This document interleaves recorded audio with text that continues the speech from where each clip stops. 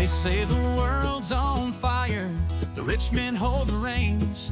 The workers cry for justice, but they only feel the chains. From Omaha to Iowa, the people took their stand, and Bernie stood before them with fire in his hands. Rise up, let your voices ring. The truth is, politics is not complicated. What politics is about is trying to understand where we are today, how we got to where we are, and maybe most importantly, where we want to go in the future. Now, you may think that that's a pretty simple proposition. Well, where are we today? What's the problem? We all know where we are. Well, we don't. Where do we want to go in the future? Are we really discussing that? So I want to start off with a proposition, and I'm going to say it over and over again. We are the wealthiest country in the history of the world. There is no excuse why every man, woman, and child in this country is not enjoying a decent standard of living. Period.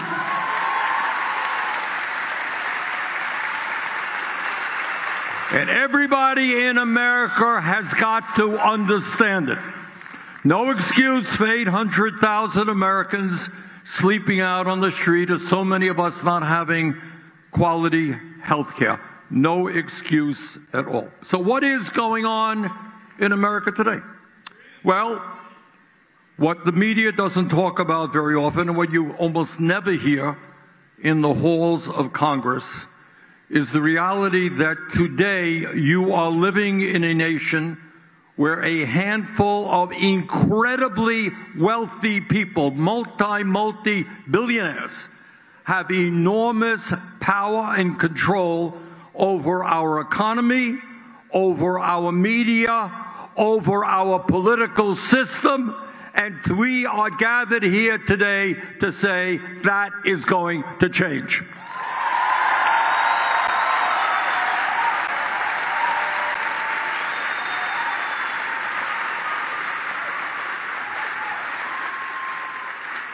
Today in America, we have more income and wealth inequality than we have ever had in the history of this country. You all got that? Never been more unequal, not in the 1920s, not in the 1860s, than it is today. Today, and again, one of the things the media does, and what the establishment does, and the whole culture, not a conspiracy, it just happens, is they kind of tell us what we should be upset about, what we should be outraged about. If some kid with a gun goes into a 7-Eleven, we're supposed to be outraged? We are. That's a crime. But somehow we are not outraged when so few have so much and so many have so little. Well, I think we should be outraged at that. In America today, if you can believe it, one person, our good friend Mr. Musk, you are familiar with Mr. Musk. One man owns more wealth than the bottom 52% of American households. You got that? Can you believe that? I mean, it is to me, now you don't hear that discussed very much, right? I think I'm one of the few people who talk about it. So in the richest country on earth, it doesn't matter how rich we are because of this massive inequality. One guy, more wealth than the bottom 52%, the top 1%, more wealth than the bottom 93%. CEOs today are making 350 times more than the average worker. Today in America, you have more concentration of economic ownership in sector after sector, whether it's media, financial services, agriculture, transportation, you name it. A handful of giant corporations control what is produced and what you pay for those products. But what the economy is not just income and wealth inequality, where the richest people have never had it so good. It's not just concentration of ownership. We are also looking at 6 major media conglomerates that own and control what you see, hear, and read. Do you ever wonder why some of the most important issues facing working people never get discussed? Well, that's kind of why. Do you ever ask yourself, how come we don't hear about what other countries around the world are doing in terms of healthcare or education? That is kind of why. So you got a handful of billionaires controlling the economy, and they control the media. But that's not enough. They also now control our political system. So let us be clear, and that is especially since this disastrous Citizens United Supreme Court decision, you have a political system now where billionaires can spend as much money as they want to elect their candidates or defeat candidates who stand with the working class.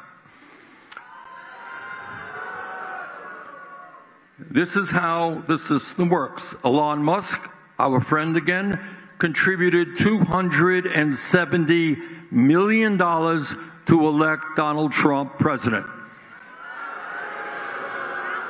And his reward, these guys don't make an investment without asking for something in return. They don't make these donations out of the goodness of their heart. And what he got was the ability to run the United States government for 3 or 4 months and to exercise his extreme right-wing ideology.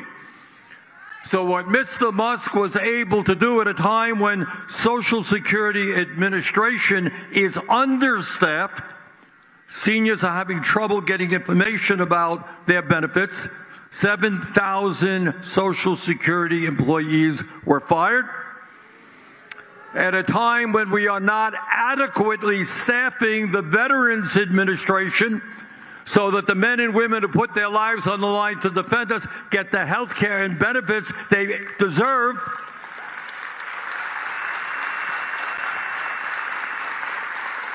Musk and his friends wanted to cut 80,000 employees from the Veterans Administration.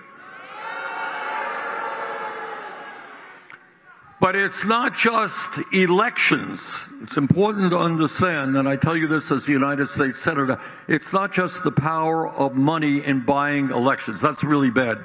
They are also involved in the legislative process every day with all of their lobbyists, etc. All right, this is how it works. Trump and the Republican leadership proposed this big, beautiful bill.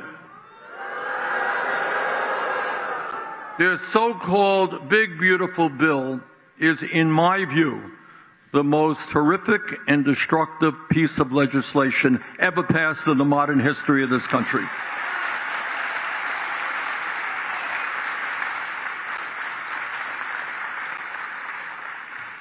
What this legislation does, in short, in brief, is make massive cuts to Medicaid, the Affordable Care Act, nutrition and education in order to give $1 trillion in tax breaks to the top 1%.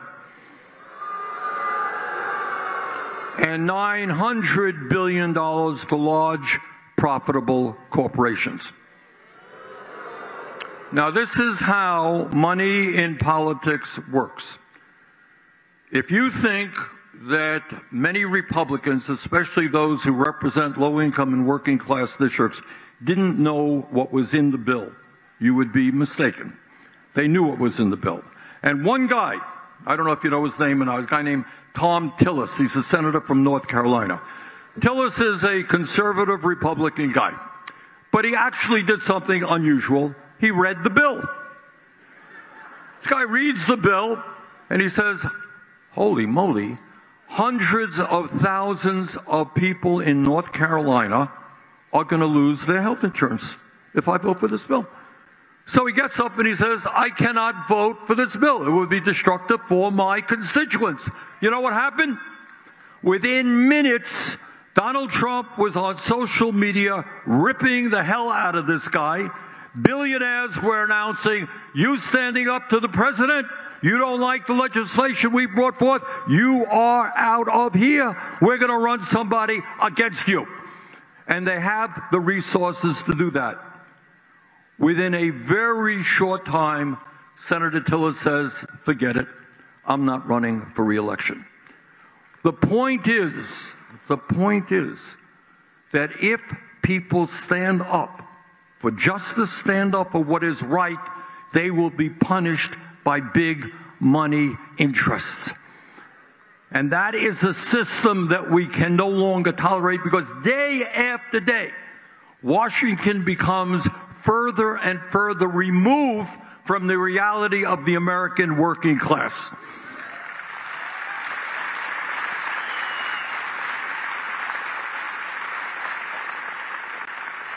Now, as Delia and Robert told you, we are now living under the most dangerous president in perhaps the history of this country.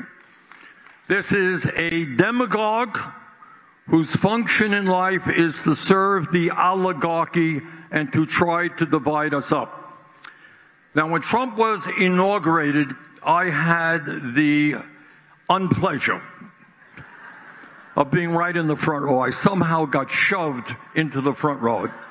Maybe nobody else wanted to go there, so they pushed me there. And I heard this horrific speech. But I want you all to remember, because this is the essence of what Trumpism is about. Seated right behind Donald Trump were the three wealthiest people in this country, Mr. Musk, Mr. Bezos, and Mr. Zuckerberg. Seated right behind them were 13 other billionaires who Trump had nominated to head up major federal agencies. And as I was listening to this rather horrific speech, I really did think. I was thinking about American history, and I was thinking about Abraham Lincoln at Gettysburg. And some of you will remember, a few days after that terrible battle, where thousands of Union soldiers died to end the abomination of slavery, President Lincoln goes to the battlefield. People just died a few days before. And he looks out at the assembled crowd, and in so many words, he says, you know, these guys did not die in vain. They died so that we will continue to have a government of the people, by the people, and for the people.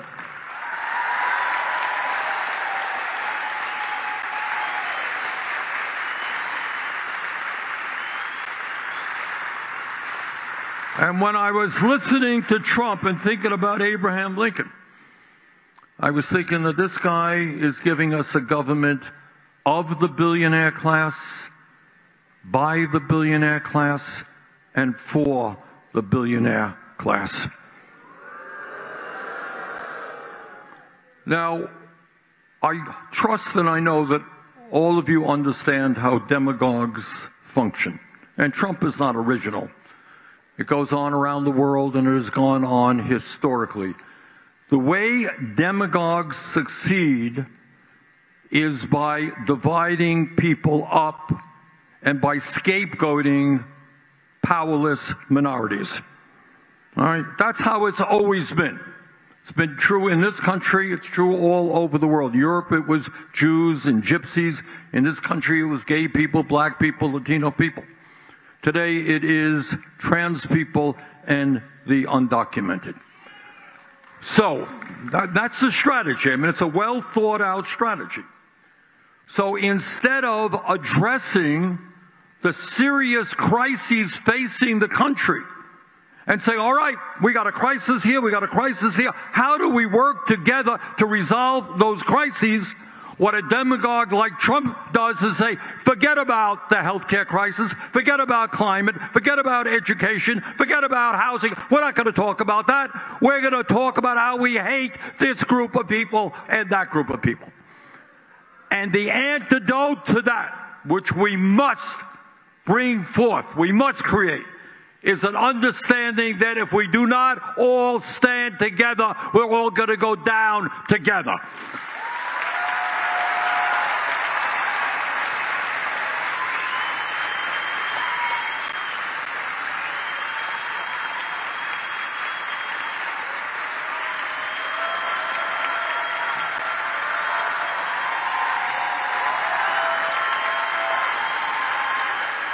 And that's where we are now. So they want us to hate this group, and tomorrow it's another group, and tomorrow it's another group.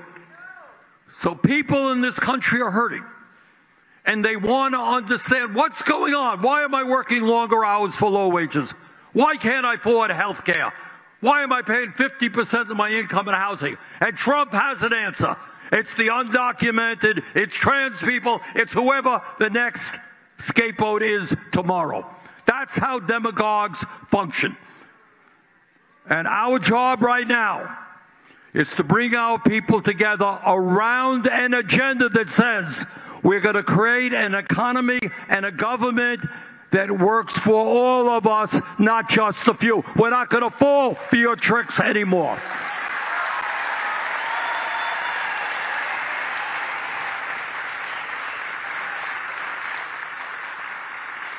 All right, so let's talk about what the Democrats often don't talk about. And that is, what kind of agenda do we need to address the needs of a struggling working class? Now today, again, we don't talk about it much, but it is a sad reality. While the richest people in America have never ever had it so good, 60% of Americans are living paycheck to paycheck. You got it? Some of you are living paycheck to paycheck, yes? All right, I grew up in a family that lived paycheck to paycheck. I know something about it. And what paycheck to paycheck is about is you wake up in the morning and you say, how am I going to get through the day, or how am I going to get through the week? How am I going to pay for the decent food I want to make sure my kids are able to eat? What happens if my landlord raises my rent by 20%? Where am I going to live? Can't afford rent right now. I'm going to have to take my kid out of school. What happens? What happens if my car breaks down and the mechanic tells me it's $1,000 to get it fixed? And what happens if I don't have that $1,000 and millions of people don't have that $1,000? Can't fix my car. If I can't fix my car, I can't get to work. If I can't get to work, I get fired. If I get fired, what happens to my family? What happens if my mom is sick and she can't afford the prescription drugs? Or my dad has to go into a nursing home? Or maybe I have to pay for childcare for my kid and I can't afford all these things. The result of all of that is that tens of millions of people in this country are living under incredible stress. And you know what stress does to the human mind and the human body? It kills us. That's exactly right. Now, one of the disgraceful things that we don't talk about much that's going on in America is, despite all of the money we spend on health care, I'm going to get to that in a second, despite all of the expenditures we have in health care, our life expectancy, how long we live, is 4 years shorter than people in other wealthy countries. Got it? But you know what's even worse, and it is never discussed? Working class people in America live lives that are 7 years shorter than wealthy people. Why is that? Tell me why. Give me an example of what I'm talking about. All right, raise your hand. Tell me what that is about. Yes. Stand up. Tell me more about it. What does that mean? All right.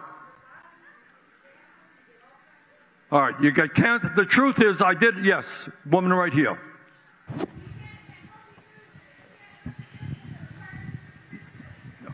All right, you can't go to the gym because it requires a subscription. You can't get healthy food. You can't go to the doctor when you should. If you have to live under those conditions, day after day, month after month, year after year, what the doctors tell you, there is an expression. It's called the physiology of poverty, physiology of stress. It impacts your heart. It results in a whole lot of diseases, which is why working class people die significantly younger than the rich. That ain't right. Not only is that not right, it is criminal. We deserve better.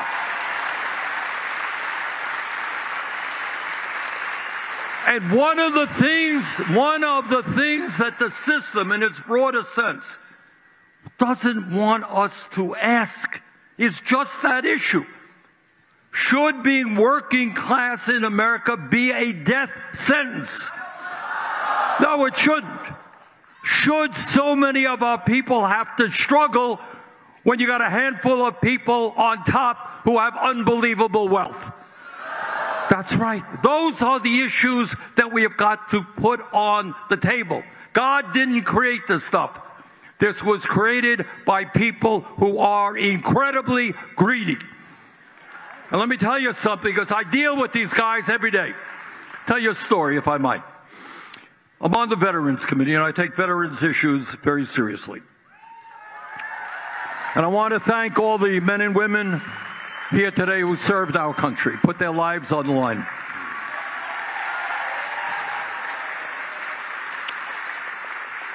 And I go around my own state very often, and I talk to veterans. And I say, look, Joe, did you happen to know that there are a whole lot of veterans programs that you are entitled to? And Joe will tell me, he says, yeah, Bernie, I know that. But you know what? There are other people who need it more than me. I cannot tell you how many times in Vermont, and I'm sure it's true all over the country. In other words, it happens not to be true. These programs are there for all people. But these guys worry that if they get the program, somebody else who's maybe worse off than they will not get it. In other words, there is a generosity of heart and spirit. They worry about other people.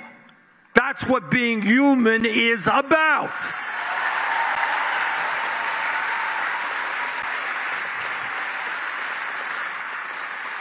But this sense of empathy, of worrying about other people, this truly does not exist among the oligarchs. All right?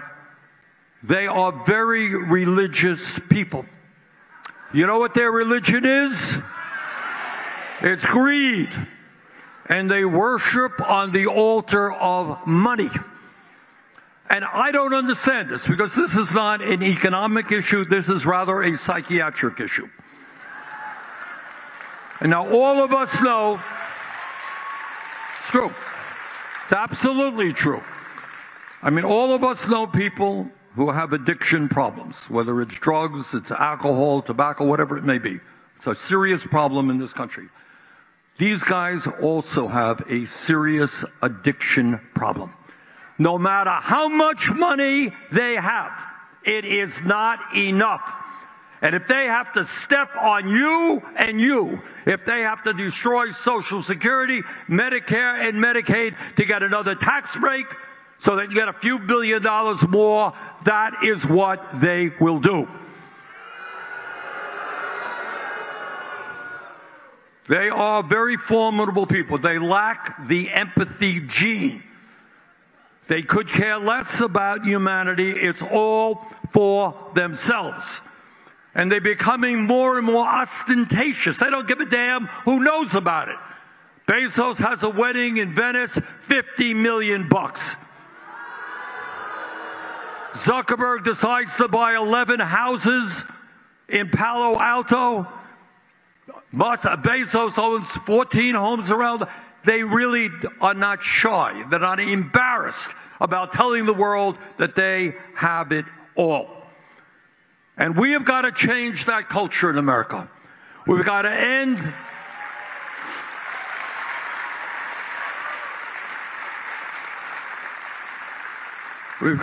the survival of the survival of the beast, all in it fighting amongst ourselves. And we have got to develop a society that works for all of us. Let me give you some examples of what I think we have got to do.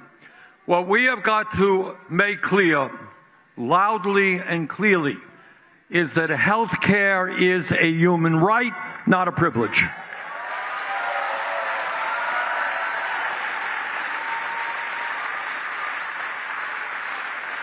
We are the only major country on earth not to guarantee health care to all people. That has got to end.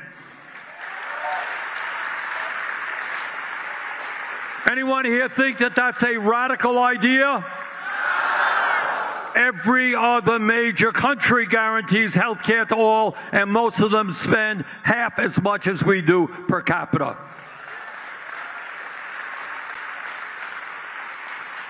We have got to cut the cost of prescription drugs in this country in half. Think that's a radical idea? We pay, in some cases, 10 times more than other countries for the same exact medicine. Now, here's another idea that is not radical. We live in a competitive global economy. And that means we need to have the best educated workforce in the world. Now, I hear many of my colleagues in Washington giving long speeches about how much they love America. Well, if you love America, you love the children in America. You don't have the highest rate of childhood poverty of almost any major country on earth. You don't have a child care system which is dysfunctional. You pay your public school teachers a living wage.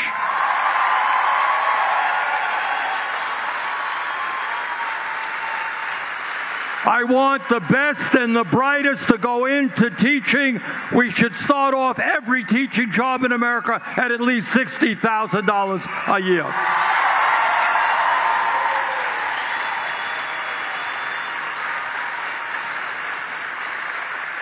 Today, I had a meeting in Chicago with medical residents. Some of them graduated medical school $500,000 in debt. Nursing graduates, $100,000, $200,000 in debt. Ordinary kids going to a four-year school, $50,000, $80,000 in debt. We have got to make public colleges and universities tuition free and cancel all student debt.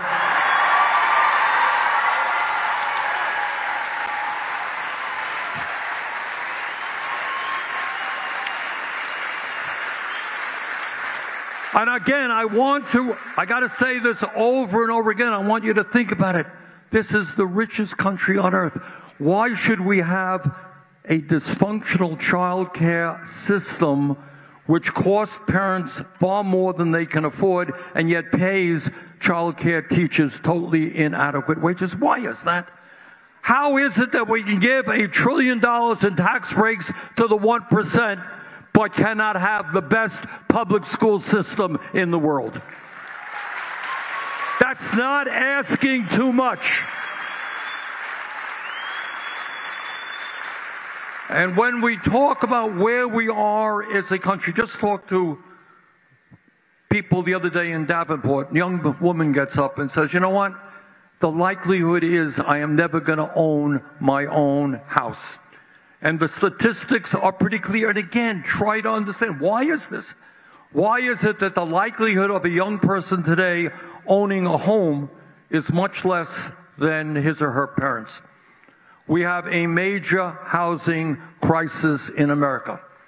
In 2 weeks, there will be a bill coming before the Senate the Defense Appropriations Bill.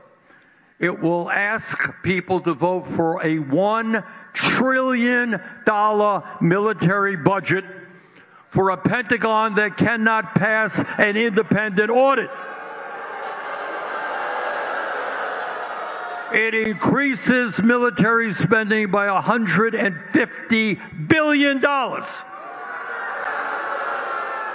Well, I think instead of spending $1 trillion on the military, how about using that new $150 billion to build millions of low-income and affordable housing units in America?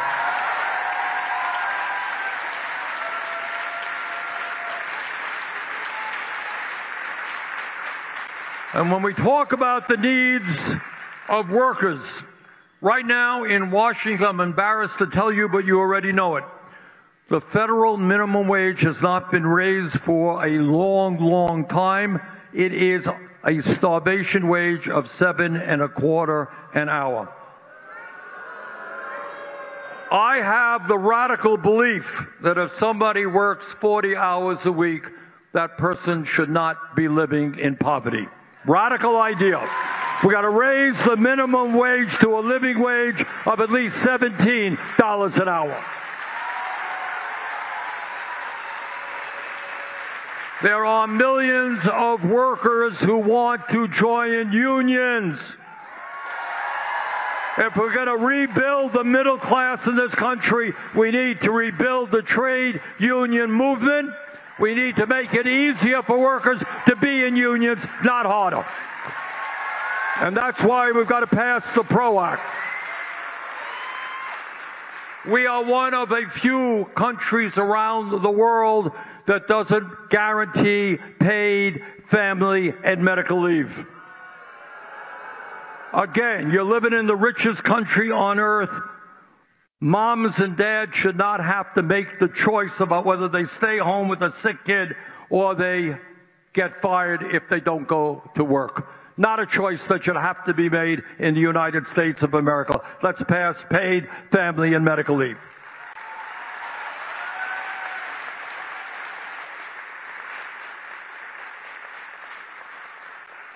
Twenty-two percent of senior citizens in America, again, in the richest country on earth, are trying to survive on $15,000 a year or less.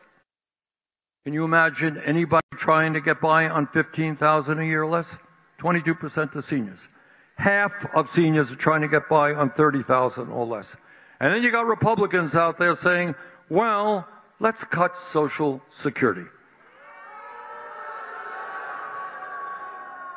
I have a slightly different idea. And that is, instead of cutting Social Security, we should expand Social Security benefits.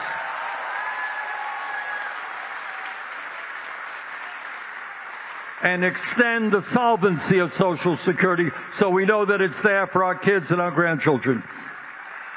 And you know how you do it? That's right.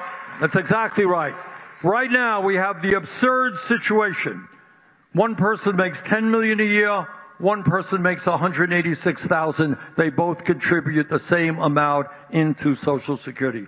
Lift the cap, we can significantly expand Social Security benefits and the solvency of the Social Security Trust Fund.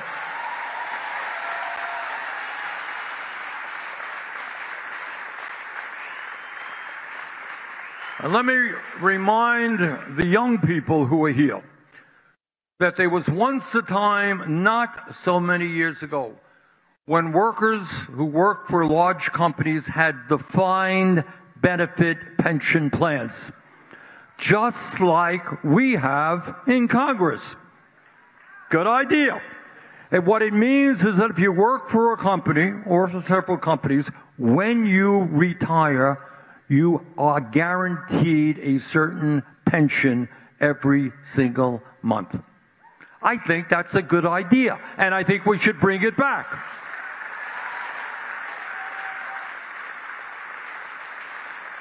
All right. To summarize, we are living in a system today. People on top never had it so good. But for working people, the system is broken.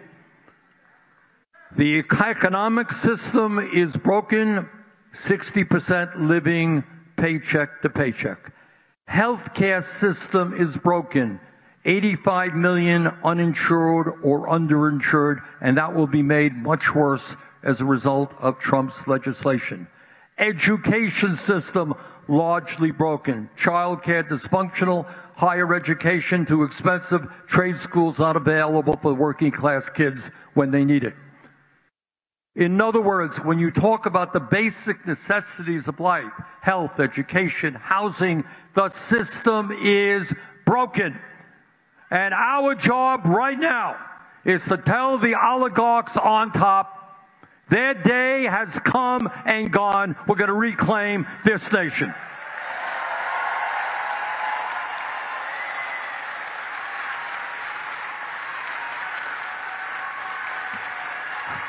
And nothing that I am saying, I want to pound this away. You know, I've been called a communist and everything else. Nothing that I am telling you is not supported by a strong majority of Americans. They know the system is broken. They know it is rigged for the rich. They know the political system is owned by the oligarchs. But not only, brothers and sisters, do we need to change our domestic policies. We need fundamental changes in our foreign policies. We must not give another nickel to Netanyahu and the Israeli government to starve the children of Gaza.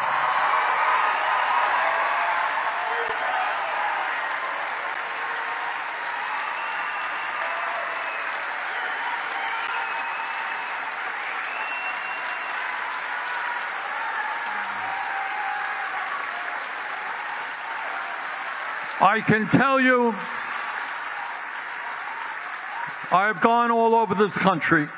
I've been all over this country, and I've talked to Democrats and progressives. I've talked to conservatives, Republicans, independents. The overwhelming majority of the American people do not believe that we should spend billions of U.S. taxpayer dollars to starve children in Gaza.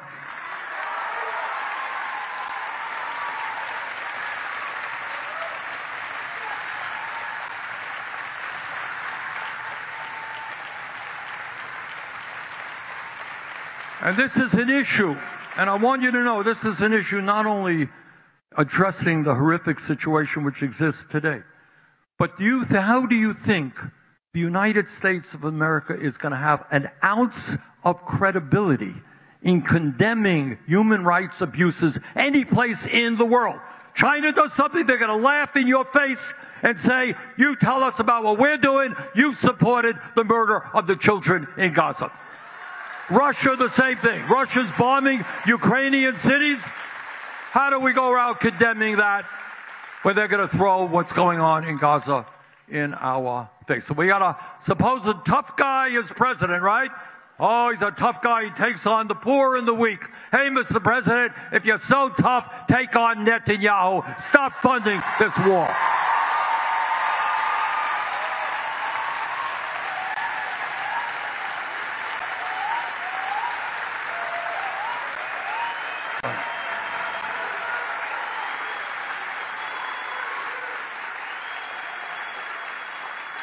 So, brothers and sisters, this is a tough time, no ifs, buts, and maybes. This is a difficult time for our country. But this is not the only difficult time that we have had. Don't let people tell you that we can't win this thing. You know, people throughout our history have had to stand up and struggle for justice. Workers stood up and struggled to achieve union victories and a decent standard of living for us. Women stood up and struggled for the right to vote and to end sexism in America. African Americans stood up to end segregation and racism. The gay community stood up to end bigotry against the gay community.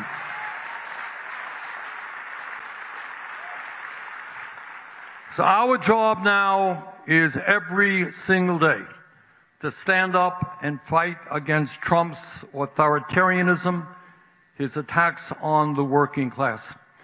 But it is also to hold out in our hearts and in our minds a vision of where this country should go.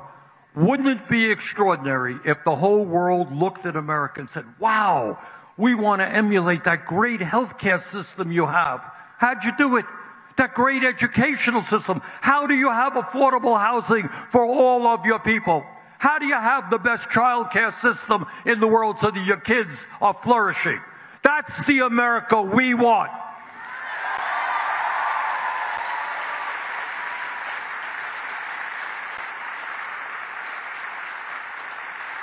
Now, I'm not going to kid you. These oligarchs are enormously powerful.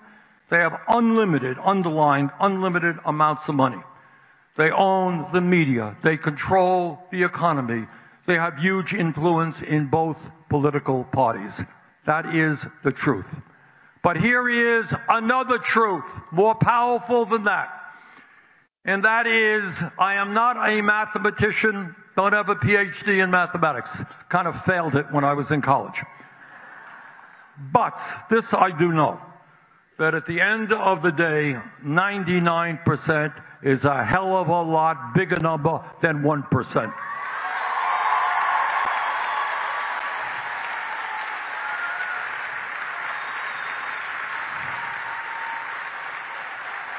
So brothers and sisters, this fight is not only for us, it's for our kids, it's for the entire planet in terms of climate change, it's for democracy around the world. As goes America, so goes the world. There's a lot of responsibility on each and every person's shoulders in this room. We got to think out of the box. We got to go outside of our comfort zones. We got to stand up and fight and create the America we deserve. Thank you all very much.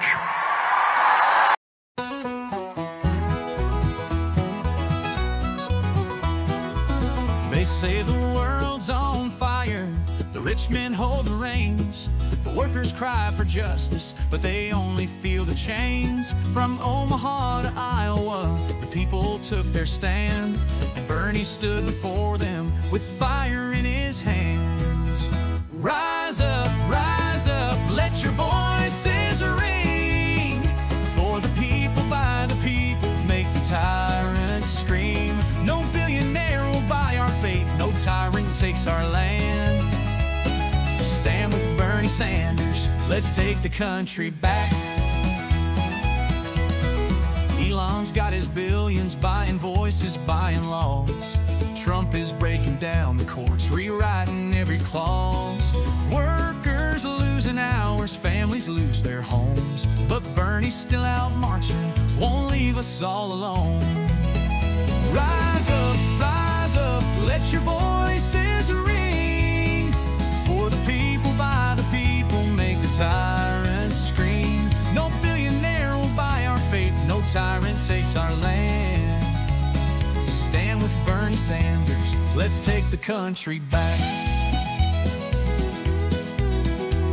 They cut the schools and hospitals, left the hungry in the cold, gave tax breaks to the billionaires, sold our future for their gold. They tell us we are powerless, that greed is how it's done, but Bernie lifts his fist and says the fight has just begun. Rise up, let your voices ring, for the people, by the people, make the tyrants scream. No billionaire will buy our fate, no tyrant takes our land. Stand with Bernie Sanders, let's take the country back. They said that change could never come, they laughed at FDR, but history tells a different tale when people raise the bar. Through picket lines and battle cries, the people's fight is strong, and Bernie stands among them, still singing freedom song.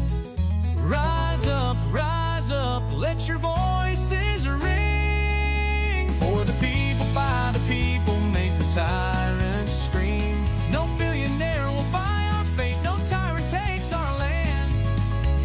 Stand with Bernie Sanders, let's take the country back. Inner Self magazine is published weekly on Sundays.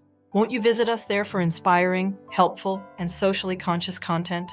Always remember, with new attitudes comes new possibilities. Won't you subscribe now?